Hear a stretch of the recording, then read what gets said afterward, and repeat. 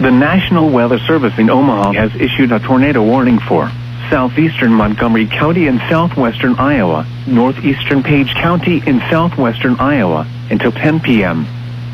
At 9:07 p.m., a confirmed large and extremely dangerous tornado was located 7 miles northeast of Essex, or 8 miles south of Red Oak, moving east at 30 miles per hour.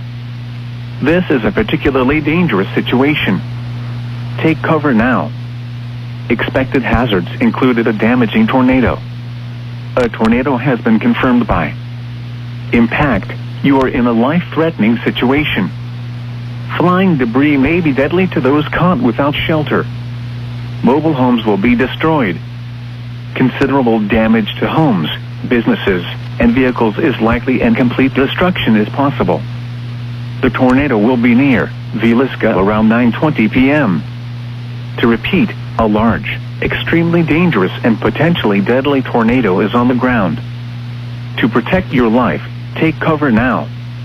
Move to a basement or an interior room on the lowest floor of a sturdy building. Avoid windows.